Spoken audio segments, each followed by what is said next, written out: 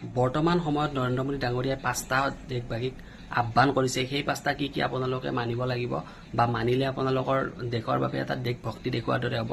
তো সেইকেইটা হ'ল আপোনালোকে যদি পেট্ৰল ডিজেল বেছি ব্যৱহাৰ কৰি আছে তেনেহ'লে আপোনালোকে তাৰ ব্যৱহাৰ কমাই দিয়ক আৰু প্ৰাইভেট গাড়ী ব্যৱহাৰ কৰাৰ পৰিৱৰ্তে আপোনালোকে পাব্লিক গাড়ী ইউজ কৰক বা আপুনি পাব্লিক গাড়ী ইউজ কৰক বা প্ৰাইভেট যিবিলাক আপোনালোকে বাইক স্কুটাৰ ইউজ কৰে তো সেইবিলাক আপোনালোকে ইউজ কৰা কমাই দিয়ক।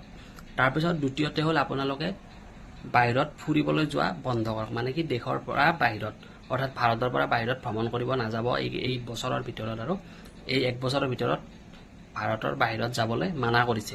তৃতীয়তে হ'ল আপোনালোকৰ ঘৰত যদি কিবা প্ৰগ্ৰেম থাকে, বিয়া হওক বা কিবা যিকোনো ঘৰত যদি প্ৰগ্ৰেম থাকে তাত আপোনালোকক কি কৈছে সোণ কিনিব মানে মানা কৰিছে, অৰ্থাৎ গ'ল্ড কিনিব মানা কৰিছে। গ'ল্ড কিনিব এইকাৰণে মানা কৰিছে কাৰণ গ'ল্ড আমাৰ বাহিৰৰ পৰা এক্সপৰ্ট কৰা হয়, গতিকে আপোনালোকে সেইকাৰণে গ'ল্ডটো কিনিবৰ কাৰণে মানা কৰিছে। চতুৰ্থ হ'ল আপোনালোকে যিখিনি বিদেশী বস্তু আপুনি ব্যৱহাৰ কৰে সেইবিলাক বস্তু বৰ্জন কৰিব কৈছে এইকেইদিন, মানে বিদেশী বস্তু ব্যৱহাৰ কৰিব মানা কৰিছে। বিদেশীৰ জায়গাত আপোনালোকে স্বদেশী বস্তু ইউজ কৰিব দিছে। আপোনাৰ ঘৰত যিকোনো ধৰণৰ বিদেশী যি বস্তুৱে ইউজ হয় সেইবিলাক আপোনালোকক ব্যৱহাৰ কৰিবৰ কাৰণে মানা কৰিছে।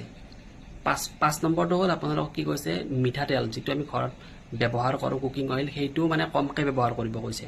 সেইটো কমকৈ ব্যৱহাৰ কৰিব কৈছে কাৰণ সেইবিলাক গোটেই বাহিৰৰ পৰা এক্সপৰ্ট হয়, গতিকে আমাৰ ইণ্ডিয়াত মানে ইমান মানে কি যিমান মানুহ আছে সেই হিচাপত বস্তু কম, গতিকে আমাৰ বাহিৰৰ পৰা ইম্পৰ্ট কৰিব লগা হয়।